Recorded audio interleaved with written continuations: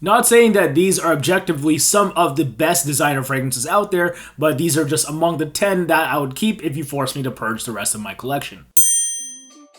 Hey Forum, Manny back here with another video on the Cascade Scents Fragrance Station, and this one is on the Keep Only 10 Designer Fragrances tag. Big thanks to No Nonsense for tagging me to do this, and big ups to Imagine Scent for starting the tag to begin with. I'll leave their respective videos in the description below if you've yet to see either of them. But as always, before we get on with everything, the goal for this video is 500 likes. If we reach that goal, I'll randomly PM a single subscriber within the comment section below, as you will be the recipient of an assorted niche fragrance sample pack. You can only enter the contest once per YouTube account, so please do not leave more than one comment, and please make sure that your YouTube account is enabled to send and receive inbox messages, and that you're subscribed to this channel if you are not so already. But anyway, we got lots to get through with this list. Now, mine won't be in any preferential order or anything. I'll just go alphabetical order as far as brand is concerned. And just to spice things up, I'm going to make it so I don't pick more than one non-discontinued scent per brand, because I just want you to be able to check these out if you have yet to. So please keep that in mind as I go. But let's finally get it cracking with the first pick here. It's Platinum Egoiste by Chanel. Now, I seldom mention this one now, mainly because it's so stable for me that I just sporadically reach for it whenever I cannot think of anything else to wear. So yeah, Platinum Egoiste is known for its metallic, masculine, aromatic vibe that to some people smells dated, which I have to reluctantly agree with. Like, point blank, this stuff just evokes a steely 90s professional attitude, if anything. Now, I'm a young urban professional in the 2010s, but legit, if I was also that in the 1990s, you best believe that this would be one of the only juices I'd actually rock. Again, it's Platinum Egoiste by Chanel. On to the second designer pick, it's Dior Homme Parfum by Christian Dior. Now, DHP is no nonsense favorite designer fragrance ever, and I can't blame him. Arguably the most luxurious fragrance on both of our lists, DHP takes that lipstick-like iris from the Dior Homme DNA and infuses it with this brazen leather note, and the end product is to die for. Like, I love how it's more aggressive, more masculine leaning as far as traditionally speaking, and how it's a one-stop shop for all of my designer formal needs. It's just a little over assertive and a little metrosexual, but hey, that's what makes it great if you ask me. Again, this is Dior Homme Parfum by Christian Dior. On to my third designer pick now, here's Kyoto by Comme des Garçons. Now, it was a toss-up between the ultra-daring Gothic Avignon or this, and ultimately, this wearability in Kyoto just speaks to me more on a list like this. Kyoto might just be the most wearable incense fragrance on the designer level, with its coniferous / green and woody nuances infused with the incense that isn't ashy or reminiscent of a church or a funeral home or something like that. Instead, this stuff really captures that calm, reflective, not so brazen Buddhism / Shintoism vibe it was intending to evoke, but it does it in a way that both story tells and smells pleasant, which I furthermore appreciate. If anything, for an incense scent, the only thing I really wish from this scent was that it performed better, but hey, you can't win them all, right? Again, it's Kyoto by Comme des Garçons. Moving on to my fourth designer pick now, here's Play Intense by Givenchy. Speaking of nostalgia, good lord, I think this is the only scent that I've ever bought on release day, and I think that was in September of 2008.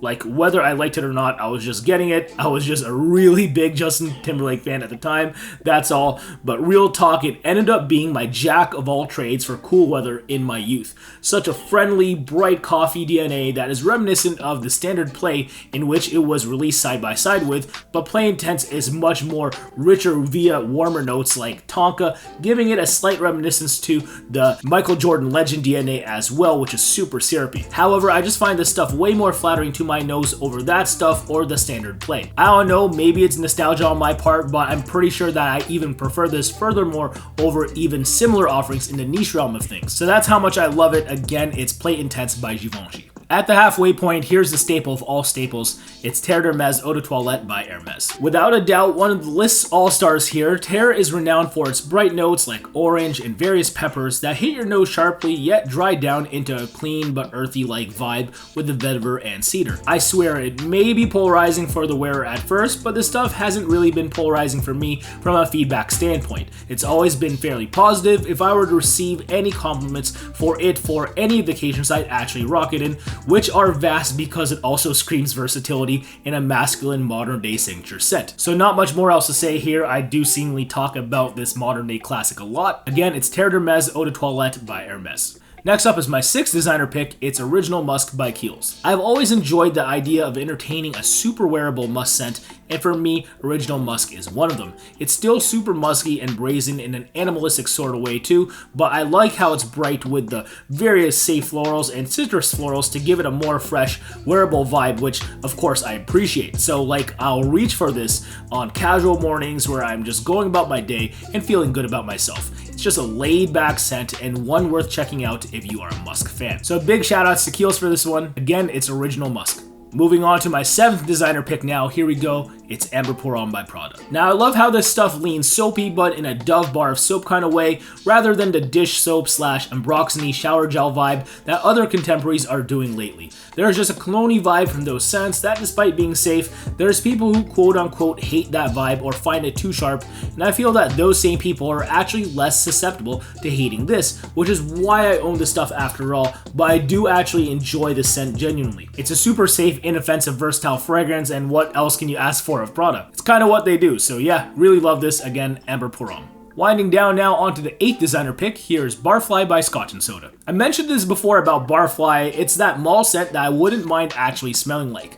Like if you walk into a standalone Scotch & Soda location, I'm pretty sure they spray the room with this stuff, and I love it. Very casual, yet very chic, with its citrus opening, which kind of lingers into the aromatic mid, which comes off as bright and fizzy, if that makes any sense. But it has a smooth, cozy dry down with warmer notes like sandalwood and vanilla, which are low-key to die for here. But it's a kind of scent where it's like one slight waft and you'll ask them where they got it from. At least I did when I smelled it off a couple, so that's how I ended up acquiring this. Definitely overlooked, but don't overlook it yourself. Again, it's Barfly by Scotch & Soda. Second last at the number 9 designer spot now, here we go, it's Zen for Men White Heat Edition by Shiseido. Super pleasant initial blast of that Hosku orange note here, kind of like a yuzu if you're familiar with the Invictus Aqua or Lodi Saint Pour Homme openings, but overall this smells super professional with the mint and other aromatic notes towards the base. Now as a result, I can't front for him on top of Platinum Egoist and Amber Pour Homme. I equally love this stuff for work, and honestly this is a 10 designer fragrances for life video, so I think it is imperative to have a balanced selection of work fragrances